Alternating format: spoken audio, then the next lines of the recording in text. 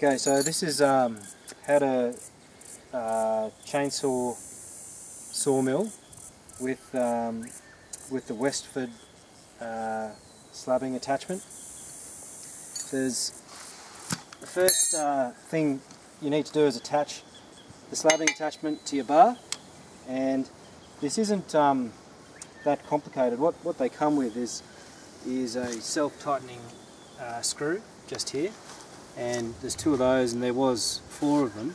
But what I found is that these will start turning after a while. There's just so much, you have to get these so tight onto the bar, otherwise it will slip along the bar and it gets dangerous, because if this attachment bit hits the spinning chain, it's just going to break your chain in no time at all, and there'll be a huge amount of smoke and it'll get pretty nasty. So you've got to put these really quite tight. So what I found was you couldn't get them tight enough, and so I bought a couple of bolts here which are just simple screws with bolts, and they're fine also, but I've had to replace them a couple of times because the thread wears out because you're getting them so tight each time. You're just knackering the thread. But aside from that, they're cheap and you can just replace them. So in terms of actual attachment, the way to do it is to sit the chainsaw mill flat like that. I'm not going to undo it because it just takes too long, but you'd have the chainsaw out this way. You'd start with that end and you'd push it in through here, so you'd undo these bolts enough so that there's a bit of a gap. You'd push the bar in, and then you'd push the bar all the way along and through that bit until you lined it up exactly where you wanted it. In terms of where you do it, this is the longest, this is a 36-inch bar. It's the longest bar that you can attach to the MS660 chainsaw, and it's got hasn't got a skip chain, it's just got a normal chain on it with a square head on it, which has been sharpened a couple of times, so now it's got a like a normal diagonal head on it. In terms of where you actually attach it, that's quite important. If you attach it too far up this end, so you'll see these bolt things on the end of the saw bar here, and I made the mistake the first time around of attaching it on those. I don't know what they are, they might be ball bearings or something else, but it's actually a separate bit of the bar, and if you attach it on that, it'll stop the chain altogether. So you can't put it right on the end. You can only do it right on the edge of that bit, which is where that's attached. And down this end, you can go pretty much as close as you can to the side. You'll notice that I've taken off the guard that's normally here, which is the jagged crocodile teeth thing that you use normally when you're chainsawing to give you grip on a trunk or on a tree. And I've taken that off just to give myself a couple of extra centimetres.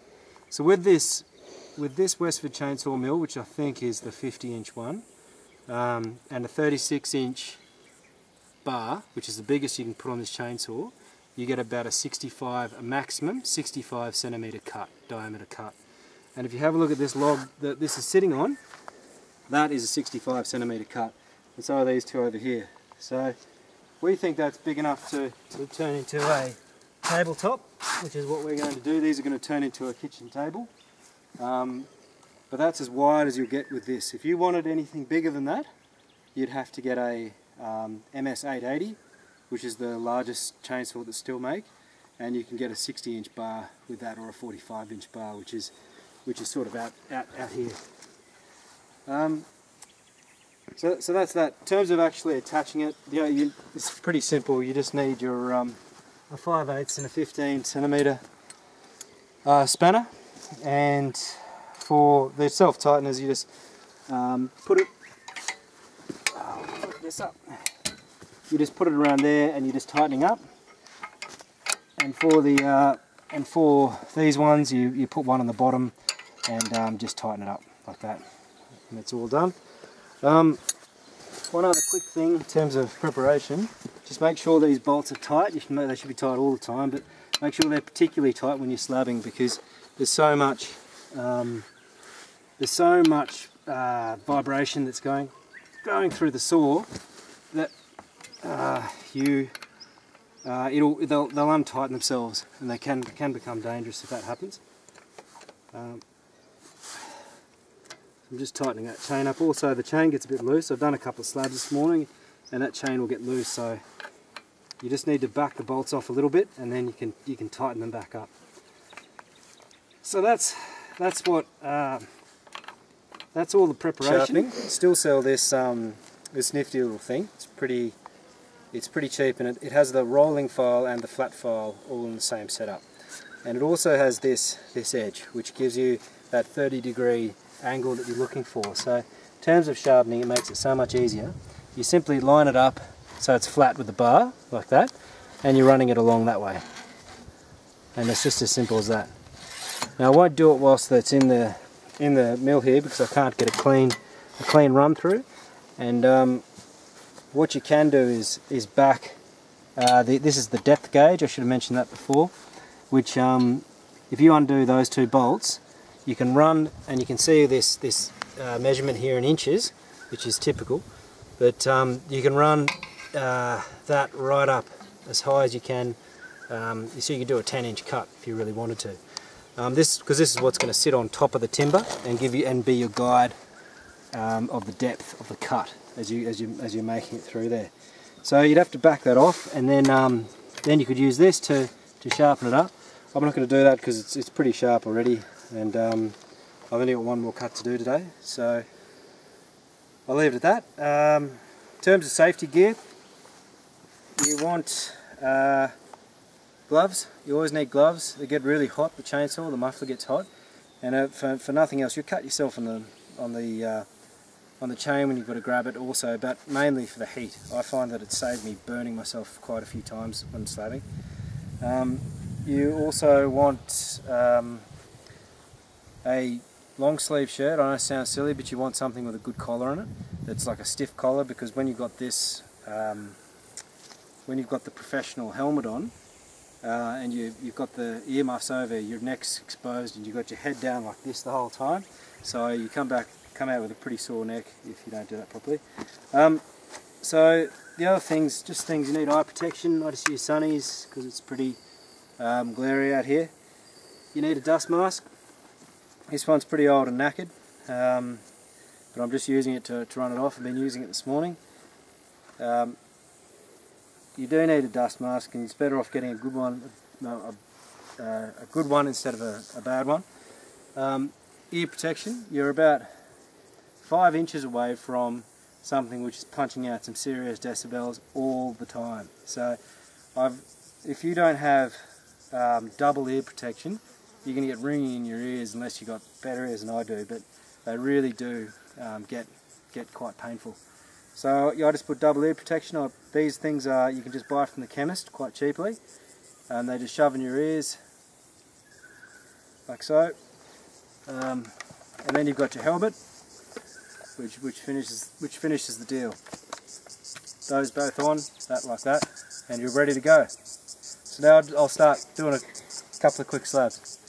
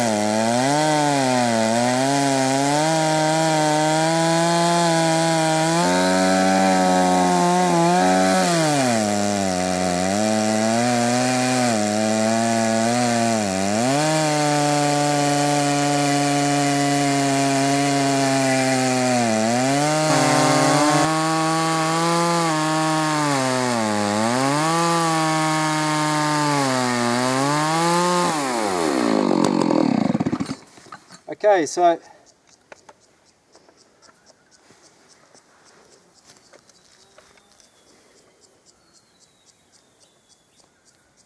that's how you do it. In terms of actually starting it, you see there was a problem with getting the back bar on. It's not a problem, it's just every time you're putting it in, you're starting with this front depth gauge and you've got to get this back bit on. So the only thing you can do is just put a lot of pressure on the front and try and keep it as flat as possible until you can wedge that bit up. And once you've got it in, you can run all the way down. You've got nothing to worry about. In terms of safety, it's incredibly safe because, as you can see, all the chain's buried in the wood. So even if it breaks or something happens, it's just going to lodge there. So you've got to. It's safe from that perspective. Just a couple of other things. Importantly, the two things about the chainsaw you've got to know with this is you've got to use 25:1 fuel to oil mixture. It says 50:1, and that's fine for normal applications, but for this, where you're running hot and hard for long periods of time, you need 25:1, which is 100 mils per 5 litres, I believe. So just remember that. The other thing is you go through a lot of bar and cut lube, so make sure you've got plenty of oil, plenty of bar oil in. And lastly, the air filter gets buggered on these chainsaws when you're doing slabbing, because you'll see this dust. It's not because the chainsaw's blunt, it's because the dust is tiny. When you're slabbing, it's always tiny. It's just because you're not getting sort of the leverage that you normally get from normal cut. So you get really small chainsaw and it gets in the air filter, it sucks back through the air filter, and I've been through a couple now, and on this air filter I've got a bit of foam all the way around the air filter, which you just clean with terps, and then you've got to put oil in it, and that oil will pick up some of that dust as it's coming through and give you a lot longer life in your air filter. So that's it. I hope you find the video useful. We're going to finish cutting this one, and then I'm going to take these back. I'm going to sand them all up, give them a coat of organ oil wood guard, which will help them season. These have been sitting out here for about 5 years, these logs, so they're pretty dry as it is.